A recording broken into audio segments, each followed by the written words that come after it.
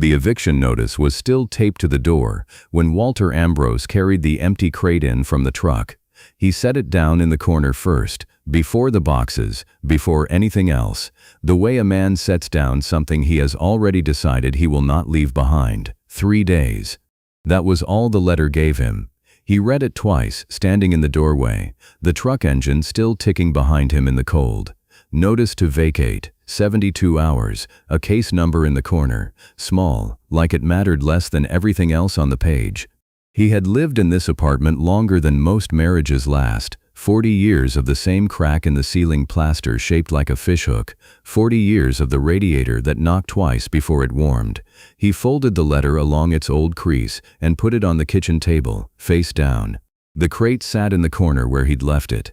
Wire door open, blanket already inside, folded twice, the kind you'd put under a dog that hadn't arrived yet. He had bought it 11 months ago, in March, on a Tuesday he couldn't explain to anyone, not even to himself. He had carried it up 3 flights of stairs and set it in the corner of the living room, and then he had not called the shelter. Not that week, not the week after. He told himself he was busy. He told himself the apartment wasn't big enough. He told himself a lot of things a man tells himself, when the truth is smaller and harder than any of them. He stood over the boxes he hadn't started packing. His hand went, without his telling it to, toward the crate. He crouched, touched the blanket. It smelled like nothing, cedar and cardboard, the smell of a thing that had never been used. He had meant to fill it. He had meant to, for 11 months, and every time he got as far as the shelter's parking lot he sat in the truck with the engine off and watched people walk in and out with leashes, and then he drove home. The radiator knocked twice. He looked at the letter on the table, face down, the case number bleeding faint through the paper. 3 days, he had thought, somewhere in the part of his mind that did the thinking he didn't want to hear, that he had more time than that, not for the apartment. He'd known about the building sale for 2 months. Everyone on the floor had known, had talked about it in the hallway in low voices, had said words like renovation and market rate, the way you'd say words about weather you couldn't control. He'd thought he had more time for the other thing. The thing in the corner with the wire door open. He picked up his phone. There was a number already saved. Bright Fork. No, that was a different town, a different life. This one was local, Hartwell County Animal Rescue. He had saved it in March and never called it, and looking at the 6 digits now felt like looking at a door he'd built himself and then nailed shut from the inside. His thumb hovered over the green circle. Outside, a car alarm went off 2 streets over, insistent, then quiet. The radiator ticked as it cooled. He thought about the wall by the door where his old unit patch still hung in its little frame, dust on the glass, the eagle and the crossed swords faded to the color of weak tea. He thought about a name he hadn't said out loud in longer than he could measure. He pressed the number. It rang twice before a woman picked up. Brisk, kind, background noise of dogs behind her. A whole chorus of them, high and low, the sound of a room full of animals, none of them his yet. Hartwell County Rescue, this is Marcus. Not a woman, he'd misheard, or the voice was younger than he'd guessed. Walter cleared his throat. 72 hours on the letter, 11 months on the crate. I'd like to come in, he said, today if I can. There was a pause on the line, brief, the sound of someone setting something down. Sure thing, Marcus said. We're open till 6. Walter looked at the crate one more time before he hung up, the wire door still open, the blanket still folded twice, waiting for a shape it didn't have yet. He picked up his keys. The shelter smelled like bleach and wet fur and something underneath both, warm and animal, that no amount of cleaning ever quite scrubbed out. Marcus Lindquist turned out to be a young man with a clipboard and a lanyard that said volunteer in letters gone soft from washing, and he walked Walter down a row of kennels talking fast and low, the way people talk when they're used to being interrupted by barking. We've got a good crop right now, Marcus said. Lot of good dogs. You looking for anything particular? Size, age, energy level? Walter hadn't thought that far, 11 months of not thinking that far. I bought the crate a while back, he said, which wasn't an answer, but it was the only true thing he had. Marcus glanced at him, not unkindly, just the look of a man recalculating, and didn't push. He led Walter past 3 kennels of dogs who threw themselves at the chain link, all noise and want, and past 2 more who lay curled and didn't look up at all, and stopped at the 4th from the end. The dog inside was lying with his chin on his paws. Reddish coat, muzzle going gray at the edges, ears that had healed crooked from some old injury nobody had written down. He didn't bark, he didn't come to the gate. He lifted his head an inch, looked at Walter for exactly as long as it took to decide he wasn't a threat, and put his chin back down. "That's Copper," Marcus said. "Came in about 5 weeks ago, found wandering near the old base road. No chip, no tags. Good with people. Mostly keeps to himself. Marcus paused, chose the next word carefully. He's careful. Takes his time warming up." Walter crouched by the gate. His knees told him about it on the way down, the way they told him about everything now. Copper's eyes tracked the movement, but the rest of him didn't move at all. 5 years old, we think, Marcus said, give or take. Walter held 2 fingers through the chain link, low, the way he'd been taught to greet a dog, before he could remember who'd taught him. Somebody, once. A long time ago, in a place with different weather. Copper's ears came up. He rose, not fast, not eager, just a slow unfolding of legs, and crossed the kennel, and put his nose to Walter's fingers, breathed him in, held still a moment longer than seemed necessary. Then he sat. He sat down on the concrete, close to the gate, close to the 2 fingers still resting through the wire, and looked up at Walter, and held the look, unhurried, the way an old friend looks at you across a room, before either of you has said a word. "Huh," Marcus said, quiet. "He doesn't usually do that." Walter didn't answer. He was thinking about a crate with an open door, and a blanket folded twice, sitting 11 months empty in the corner of a room he had 3 days left to leave. "I'd like to take him," Walter said. Marcus's eyebrows went up, then settled. Then he was reaching for his clipboard, flipping to a fresh page, talking about vaccination records and a home visit that could maybe happen faster than usual, given the circumstances, and Walter signed where he was told to sign, and didn't read most of it, which was not like him, but some decisions don't need reading, they need only doing.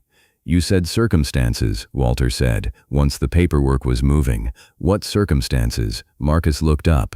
"Sorry, Colleen mentioned you're on a tight timeline. Building thing?" "Eviction," Walter said. He didn't dress the word up, no sense in it.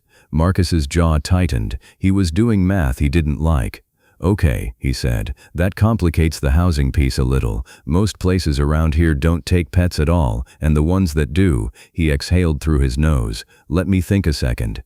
He set the clipboard down. Copper, still sitting at the gate, shifted his weight and leaned, slow, deliberate, until his shoulder pressed against the chain link nearest Walter's leg. Not affection exactly, something more like a decision being made on his end too. "There's a place," Marcus said finally, "Riverside Court, off Ash Street. Older building, family-owned, not one of the corporate ones. They took in a service member's dog last year, I remember because it made the local paper for about a day. I know one of the tenants there, actually. I could call, see if there's a unit open, put in a word." "When?" Walter said. "I can call today." Marcus checked his watch, then the clock on the wall, then Walter's face, reading something there Walter hadn't meant to show. "They usually do walkthroughs pretty quick if a unit's open. Could maybe get you in by tomorrow, day after at the latest." Tomorrow. Day after. Against 72 hours, that felt like room to breathe. Not much. Enough. "Do it," Walter said. Marcus was already reaching for his phone. Copper stood, stretched, front legs out, back arched, the unhurried motion of a dog who had decided something and was no longer in any rush about the rest of it. He walked to the gate latch as if he already understood it would open for him now, and when Marcus swung it wide, Copper didn't bolt through. He waited. He looked back once at Walter, as if to check that the man was actually coming, and then he stepped out into the hallway to wait beside him. Walter reached down and let his hand rest, briefly, on the dog's head. "All right," he said, to no one in particular, or maybe to the crate waiting at home, or maybe to a name he still hadn't said out loud. "All right." Riverside Court called back before Walter had finished unloading the crate from the truck a second time, this time with a name attached to it. Copper. The word felt strange in his mouth at first, borrowed, like a coat that belonged to someone else, and then by the third or fourth time he said it, it didn't. The viewing was set for 2 days out. That left 1 full day in between, and Walter spent most of it in the apartment he was about to lose, doing the small, unglamorous work of turning a stranger into something closer to a dog who belonged to him. He learned that Copper ate slowly, methodically, circling the bowl twice before committing to it, as though he needed to be sure the food would still be there once he started. He learned that Copper flinched, barely, almost too fast to see, at the sound of the upstairs neighbor's boots on the stairs, heavy boots, work boots, and settled again half a second later, as if he'd caught himself doing something he'd rather not be seen doing. He learned that Copper liked to lie with his back against the baseboard, where he could see the door and the window both, and that from that spot he watched Walter the way a man watches weather he doesn't yet trust. By the second afternoon, that had started to change. Walter sat at the kitchen table going through the lease paperwork one more time, the old lease, the one that ended in 3 days regardless of what he wanted, alongside the folder Marcus had sent with him for Riverside Court. Vaccination records. A reference letter from the shelter. A single sheet with things landlords ask, printed at the top in Colleen's handwriting. Questions about barking, about accidents, about whether the dog had ever bitten anyone. He had just started writing no, next to the last question, when he felt the weight against his leg. Copper had crossed the kitchen without a sound, and settled himself against Walter's shin, chin resting on the top of Walter's boot, eyes half closed but not asleep, not asking for anything. Just there, Walter sat very still for a moment, pen suspended over the paper, and then he reached down without looking, and rested his hand on the dog's head, and Copper exhaled, long and slow, the kind of breath that meant something had loosened. "You're not what I expected," Walter said, to the top of the dog's head. Copper didn't answer, obviously, but his tail moved once against the floor, a single thump, and that was answer enough. Walter went back to the paperwork with the weight still against his leg. He filled in the address for the vet who'd done Copper's checkup. He filled in his own name, his rank on the line that asked for prior service, though nothing on the form required it. He wrote it anyway, small, in the margin, the way you'd sign something you were proud of and embarrassed to be proud of at the same time. That evening he took the old unit patch down from its frame by the door. He hadn't touched it in longer than he wanted to count. The glass had gone dusty, the eagle and the cross swords faded past their original color, faded past most of what they'd meant to anyone but him. He wiped it clean with the corner of his shirt, and stood holding it in the kitchen light, turning it once in his hands. He thought about bringing it to the viewing. A framed thing, small, easy to point to if anyone asked what kind of man he was, the kind who'd served, the kind who paid his bills on time for 40 years, the kind worth taking a chance on. He set it on the counter, then picked it back up, then set it down again, undecided, and finally left it where it was, propped against the toaster, and told himself he'd bring it or he wouldn't, and either way it would still mean the same thing. Copper watched all of this from his spot against the baseboard, head tracking Walter's movement around the small kitchen the way a man tracks whether he's starting, cautiously, to trust. The next morning Walter pressed his one-collared shirt with an iron that hadn't been used since his wife's funeral, and it came out with a crease down one sleeve that he didn't have time to fix. He clipped Copper's new leash, bought that morning, still stiff, smelling of the store, to a collar that fit a little loose around a neck that would, Marcus had said, likely fill out once Copper stopped being careful about how much space he took up in the world. He packed the folder of paperwork. He packed the vaccination records. He stood for a long moment at the front door, hand on the knob, looking back at the crate in the corner of the room he was 3 days from losing. 1 day, now, if he counted from this morning, the wire door still open, the blanket still folded twice inside it, waiting to be carried somewhere it could finally be used the way it was bought to be used. "Come on," he said. Copper rose from the baseboard without hesitation this time, crossed the room, and fell into step beside Walter's left leg, close, matching pace, the way a dog walks when he has already decided, somewhere in whatever part of him did that kind of deciding, exactly who he belonged to. They drove to Ash Street with the windows cracked. Copper sat upright in the passenger seat, nose working the gap in the glass, ears forward, alert but not anxious, the posture, Walter thought, of a creature paying close attention to a world he had just decided was worth paying attention to. Riverside Court came into view, at the end of a quiet street lined with maples starting to turn at the edges. Older brick, a small courtyard with a few potted plants, someone clearly still watered by hand, a wooden bench under one window. It looked, Walter thought, like the kind of place a person could stay a while, the kind of place with room for a dog to grow into a collar that currently hung a little loose. He parked. He sat a moment with the engine off, the way he'd sat in the shelter parking lot for 11 months, except this time he didn't drive away. "All right," he said, and reached for the door handle. Copper was already watching the entrance, tail giving one slow sweep against the seat.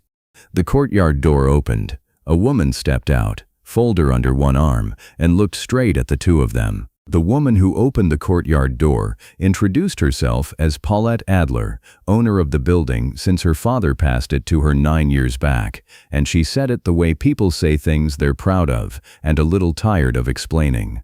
She had reading glasses pushed up into gray hair and a folder of her own tucked under one arm, and she looked at Copper first, then at Walter, then back at Copper, with the frank appraising look of someone who had made this exact judgment call more than a few times before. "Marcus said good things," she said, "about the dog, about you." "He's been kind," Walter said. "Marcus, and the dog's been good." Paulette crouched, not all the way. Her knees clearly had opinions of their own, and held out the back of her hand the way people do who've had dogs their whole lives. Copper sniffed it, considered, and permitted a scratch behind one crooked ear. "He's calm," she said, straightening. "That matters more to me than the paperwork does, if I'm honest. Come on in, let me show you the unit." The apartment was small and bright, second floor, a window that looked out over the courtyard and the bench and the maples going orange at the edges. There was a kitchen with counters worn pale in the middle where decades of hands had leaned, and a living room with enough space, Walter thought, for the crate to go in the corner without crowding anything. "2 bedrooms, Paulette said, walking him through. "One if you needed an office, or—" She glanced at Copper, trailing a step behind Walter with his nose working every new smell in the room. "Or somewhere for him to have his own space, if that's a thing dogs need. I've never quite figured that part out. Had cats mostly." "He'll be fine wherever I am," Walter said, and was a little surprised to hear himself say it with that much certainty. They talked for a while at the kitchen counter, rent, move-in timeline, the deposit, whether Walter could get his things over by tomorrow given the letter he mentioned but didn't dwell on. Paulette didn't ask the question Walter had braced for, the one about age, about whether a man his years living alone was a good bet for a 2-year lease. She asked instead about his work history, about references, and wrote things down in a small, neat hand that reminded him, briefly and without warning, of his wife's handwriting on grocery lists 30 years gone. "I think this could work," Paulette said, capping her pen. Walter let himself feel it. The relief came late, and it didn't quite fit the room yet. Copper, sensing something shift in the room the way dogs do, came and sat beside Walter's chair, leaning his weight in against the leg of it, and for a moment the three of them stood in the small bright kitchen in something that felt almost like the beginning of an agreement. There was a knock at the open apartment door. "That'll be maintenance," Paulette said, glancing at her watch. "I've got someone doing a walkthrough on the water heater downstairs. Hope you don't mind. He needs to check the shutoff valve in here too. It's in the hall closet. Won't take a minute." The man who stepped through the door was mid-30s, tired around the eyes, wearing a gray coverall with a company patch on the chest pocket and a clipboard of his own tucked under one arm, a different clipboard than Marcus's, a different kind of paperwork, but the posture of a man used to being waved through rooms he didn't fully belong in. He nodded at Paulette, gave Walter a brief, unbothered glance, and moved toward the hall closet without breaking stride, already reaching for the small flashlight clipped to his coverall. Copper went rigid. It happened so fast that Walter, a half-second behind, only registered the change through the dog's body against his leg. The sudden coiled stillness, muscle gone hard as rope, and then Copper was up, hackles rising along his spine in a slow wave, ears flat back against his skull, eyes locked on the man in the gray coverall, the way a compass needle locks on north. Copper. Walter's hand closed on air where the leash should have been. He'd let it go slack, unclipped from habit, while they'd been standing still. A low sound came out of the dog that wasn't quite a bark and wasn't quite a growl, something older than either, and he took one step forward, then another, planting himself squarely between the maintenance man and the hall closet. The maintenance man's elbow caught the lamp on the side table, cheap, glass-based, one of the few things Paulette had left in the unfurnished unit for showing purposes, and it went over with a crack that seemed, in that small kitchen, louder than it had any right to be. Glass scattered across the floor near the closet door. "Whoa, hey," the man said, backing up fast, hands raised, palms out, the universal shape a body makes when it has decided the safest thing to do is stop existing quite so close to a dog. "Easy, easy, man. Copper, no, Copper." Walter got a hand on the dog's collar and hauled him back a step, felt the whole rigid length of him resist, just for a moment, before the growl broke off into something closer to panting. I'm sorry. I'm so sorry. He's not usually like this." He's fine, the man said, though his voice hadn't steadied, and he was already retreating toward the door, flashlight forgotten in one hand, coverall patch catching the kitchen light as he turned sideways to get past. "I'll come back, do the closet later." He was gone before Walter could say anything else. Fast footsteps on the stairs outside, then the courtyard door, then nothing. Copper's breathing stayed hard and fast, but the fight had gone out of his body, and when Walter knelt and pulled him close, he came without resisting, pressing his whole weight into Walter's chest, the way a much younger, much less careful dog might have. Paulette bent, slowly, and picked up the largest piece of the broken lamp, turning it over once in her hands, as if she could read something in the fracture pattern. When she looked up, her face had gone quiet and closed, the polite mask of someone already composing a sentence she didn't want to say. "Mr. Ambrose," she said, "I don't—" She stopped, started again, gentler this time, but no less final. "I think we're going to have a problem here. I can't have—" She gestured at the glass, at the empty doorway, at the whole shape of what had just happened. "I have other tenants downstairs. Children on the second floor across the courtyard. I'm sorry, I really am, but I don't think this is going to work." There was a woman standing in the open apartment doorway who hadn't been there a minute before. Walter hadn't heard her come in over the noise. She was perhaps 50, in a blazer a little too formal for the courtyard heat, a folder of her own tucked under one arm, different again from Marcus's, different again from Paulette's, the third folder to cross this small kitchen in 20 minutes. She had the look of someone who'd arrived mid-sentence and wasn't sure whether to finish it. "Sorry, the door was open," she said. "I'm Renata Voss. I manage the building on Willow, where Mr. Ambrose is currently." She caught the tail end of what she'd walked into, the broken glass, the trembling dog, Paulette's folded arms. "I'm early. I can come back." No, please, stay," Paulette said, waving a hand that meant the opposite of what the words said. "We're just finishing up."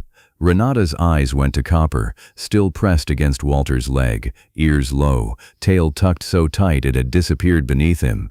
She had come, she explained later, though not then, not in that kitchen, to hand off a reference letter for Walter's tenancy at Willow, a courtesy between building managers who'd known each other for years, the kind of small favor property people did for one another when a good tenant was moving on through no fault of his own. She hadn't expected to walk into the middle of anything, but she had, and she stood in the doorway a moment longer than the errand required, watching the dog's ribs move too fast under his coat, watching the way he'd angled his whole body between Walter and the door the maintenance man had gone through, watching the particular quality of the stillness that came over him now that the threat, whatever it had been, was gone. She didn't say anything. She only watched, the folder still under her arm, her own errand forgotten for the length of that observation. "I understand," Walter said to Paulette, and his voice came out steadier than he felt, the old flat register he'd used for reporting bad news his whole career, the one that didn't ask anyone to feel sorry for him. "I appreciate you giving us the chance." He didn't argue.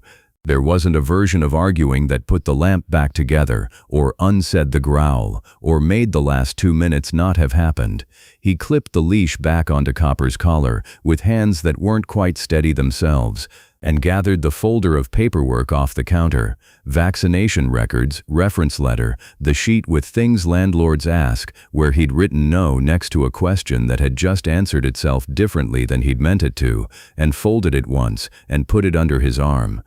"Copper," he said, "let's go." The dog rose without protest, walked at Walter's heel through the kitchen, past the broken glass. Paulette was already sweeping toward the baseboard with the side of her shoe, past Renata Voss standing in the doorway with her folder and her unfinished errand, and out into the hallway toward the stairs. Walter didn't look back at the apartment. He'd learned over the years that looking back at a room you were leaving rarely changed anything about the leaving. He did, without quite meaning to, glance at Renata as he passed her in the doorway. Her eyes held his a second longer than the moment needed, nothing like Paulette's closed, careful blankness at the end. Something still working itself out behind them. "Mr. Ambrose," she said, as he reached the top of the stairs. He stopped, turned. "I hope you find somewhere," she said. It wasn't much. It wasn't anything, really, the kind of thing people said to fill a silence they didn't know how to leave alone. But she said it like she meant it, and Walter nodded once and carried on down the stairs with Copper close against his leg and the folder of useless paperwork tucked under his arm and the whole quiet county still between them and any door that might open now. The truck was hot from sitting in the sun. Walter got Copper settled in the passenger seat, checked the leash, checked the water bowl clipped to the door, small, careful motions, the kind a man does with his hands when his mind has gone somewhere it doesn't want him to follow it. He sat behind the wheel a long moment without starting the engine. Copper leaned into him, slow, deliberate, the same lean he'd given the chain-link gate at the shelter 2 days before. Walter put a hand on the dog's head and left it there, and neither of them moved for a while, and the county clock on the courthouse tower 2 streets over ticked its way from 20 hours remaining down toward 19, and neither of them was counting yet, though soon enough they both would be. Renata Voss came by the Willow Street apartment that evening, a little after 6, still in the same blazer, folder now empty of the reference letter she'd meant to deliver, and never had. Walter let her in without much ceremony. There wasn't much left to be ceremonious about. Half the kitchen was already in boxes, and Copper lay curled in his crate in the corner, watching the door with the wary stillness of a dog who had learned, in the space of one afternoon, exactly how quickly a room could turn against him. "I called the Riverside listing off my referral list," Renata said, not sitting down when Walter offered the one remaining chair. "I'm sorry. I know that doesn't fix anything. Wasn't your fault, no." She turned the empty folder over once in her hands, the same gesture Paulette had made with the broken lamp, and Walter wondered, distantly, if all the people who managed other people's homes for a living ended up with the same nervous habit. "I'm here about the Willow lease. I don't have good news there either. I checked with the ownership group again this afternoon. The sale closes at the end of the week regardless. I can't extend past the 72 hours. I wanted to tell you in person instead of another letter." Walter nodded. He'd expected as much. Hope, he was learning again after a long time without needing to relearn it, cost more when you let yourself have any of it, and he'd had a small, foolish amount of it since that morning in Marcus's shelter, and he was paying for it now in the particular flatness of his own chest. "I understand," he said again, the same 2 words he'd given Paulette, worn smooth from use, easier to say than anything truer. Renata didn't leave right away. She stood near the door, folder against her side, looking past Walter at the crate in the corner where Copper lay with his chin on his paws, watching her the way he'd watched the maintenance man, though without the same rigid alarm, cautious, not hostile. "For what it's worth, Mr. Ambrose," she said, and her voice had lost some of the flat professional register it had carried a minute before. "That dog didn't look dangerous to me back there. It looked scared." Walter looked at her. "I've done a lot of these walkthroughs," she went on, quieter now, like she was thinking it through as she said it, rather than reporting a conclusion she'd already reached. "Dangerous looks a certain way. That wasn't it. That was something else." She stopped herself, shook her head slightly, as if surprised she'd said as much as she had. "Anyway, I don't know why I'm telling you that. It doesn't change the paperwork." "No," Walter said, "but thank you." She left a few minutes later with a promise to email the final notice for his records, and Walter stood in the doorway watching her go down the stairs, her steps slower than they'd been coming up, and he thought about the word she'd used, scared, not dangerous. He filed it somewhere in the back of his mind next to the crate that had sat empty for 11 months, and the number he hadn't called until the letter forced his hand, and he didn't know yet what to do with it. Only that it didn't sit the way Paulette's closed-off apology had sat, and it stayed with him longer than he expected. He was still standing there, half in the doorway, when Jean Whitfield came up the stairs from the floor below, moving with the particular economy of a man who'd learned to save his knees for the things that mattered. "Heard you got a letter too," Jean said, by way of greeting. He'd lived 2 floors down for going on 15 years, another veteran, another man who'd learned Walter's habits without either of them ever calling it friendship out loud, the kind of relationship built out of borrowed tools and nodded hellos in the stairwell, until it wasn't quite that anymore, and neither of them had noticed the exact day it changed. "Everyone got a letter," Walter said. "Everyone got a letter." Jean glanced past him into the apartment, at the half-packed boxes, at the crate in the corner. "That the dog Marcus called me about? Said you were down at the shelter." "Copper," Walter said. He stepped back from the door, an unspoken invitation, and Jean came in, settling onto the arm of the one remaining chair, the way he always did, like sitting properly in it might commit him to staying longer than he'd planned. His eyes went, briefly, to the unit patch propped against the toaster on the counter, dust wiped off it now, the eagle and cross swords catching the kitchen light. He didn't say anything about it. He looked at it a beat longer than a man looks at something that means nothing to him, and then he looked away. Walter told him about the day, the shelter, the drive, the small apartment on Ash Street with the maples out front, and the woman who'd almost said yes. He told it plainly, the way he told most things, without much decoration, but when he got to the part about the maintenance man in the gray coverall, about Copper going rigid and crossing the kitchen in 3 strides, he saw something change on Jean's face. It wasn't much. A stillness that hadn't been there a second before, a flicker of attention that went somewhere Walter couldn't follow, somewhere behind Jean's eyes, gone almost as fast as it arrived. "What kind of coverall?" Jean asked. His voice had gone careful in a way Walter noticed but didn't understand. "Gray, company patch on the chest, maintenance guy, doing a water heater check." Walter frowned. "Why?" Jean was quiet a moment. Copper, in his crate across the room, lifted his head and looked at Jean with the same wary attention he'd given Renata, as if the dog too had caught something in the shift of the room's air. "No reason," Jean said finally, though it plainly wasn't nothing, and Walter had known this man long enough now to recognize a door being closed gently rather than slammed. "Just, dogs are funny sometimes about uniforms. Had one myself, years back, couldn't stand a mailman's satchel, for some reason nobody ever figured out." It wasn't a real answer, and both of them seemed to know it, but Walter let it sit rather than push. He had learned, in 40 years of living beside other people's silences, when a silence was empty and when it had something folded up inside it, waiting for its own time. Jean stood, knees cracking audibly, and looked once more at the crate in the corner, at the dog lying watchful inside it. "Give me a day," he said, not looking at Walter now, looking instead at some middle distance past the window. "I want to think about something." "Think about what?" But Jean was already moving toward the door, one hand raised in a half-wave that wasn't quite an answer either. Walter stood in the doorway and listened to his footsteps go all the way down the stairs, out the front door, gone. Marcus had called the night before, once he'd heard what happened at Riverside, and spent 2 hours working his own contacts in the rental world for anything that would take a dog on short notice. By morning he'd texted over a list, 6 numbers, 6 buildings, 6 long shots, with a line at the bottom. "Start calling early, I'll keep trying my end too." By 9 o'clock, the list was down to nothing.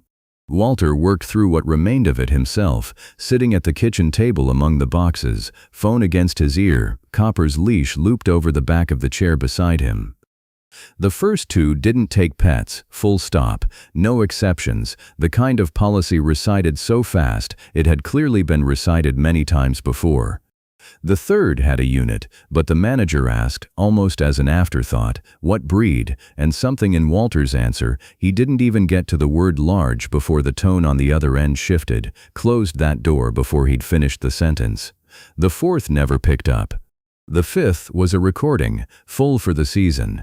The sixth answered, listened for exactly as long as politeness required, and said the words Walter had now heard enough times that morning to predict the shape of them before they arrived. "I'm sorry, we just don't have anything that works." He set the phone down on the table, face down, the same way he'd set the eviction letter down 2 days before. 6 hours. The apartment around him had gone hollow, in the particular way that apartments go hollow, in the last stretch before a move, most of the furniture already claimed by the second-hand shop that was coming for it that afternoon, most of the walls bare, where pictures had hung for decades, the sound of his own footsteps returning to him off the floor, in a way they never had when the rooms were full. Renata came by at noon, not because there was anything left to discuss, but because she'd said she would come in person rather than send another letter, and she was a woman, Walter was learning, who kept the smaller promises even when the larger ones had already fallen through. "I have to post the formal notice," she said, standing in the doorway, a single sheet of paper in her hand, instead of the folder she usually carried.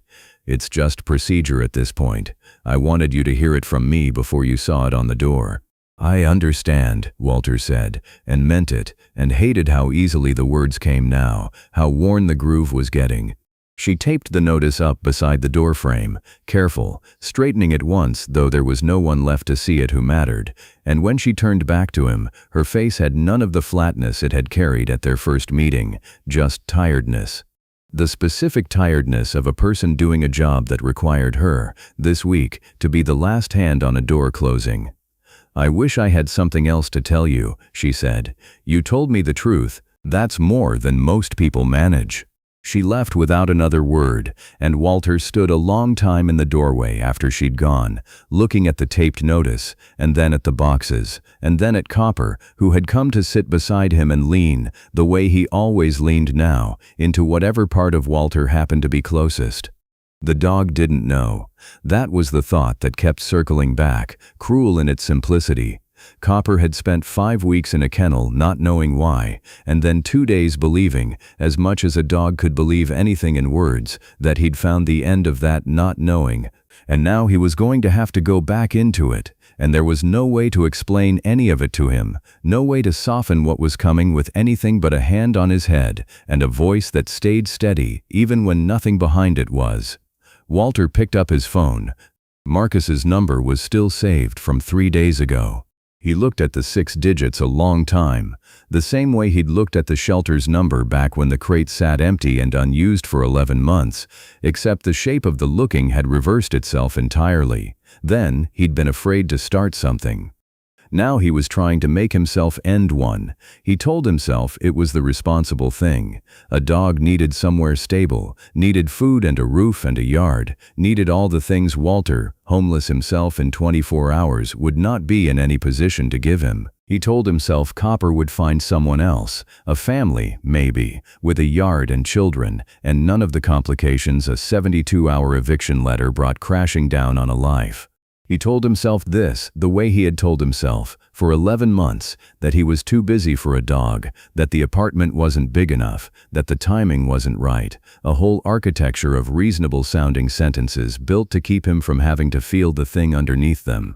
His thumb hovered over the call button. Copper, sensing something in the stillness of the room, in the particular quality of Walter's silence, lifted his head from where it rested against Walter's knee and looked up at him.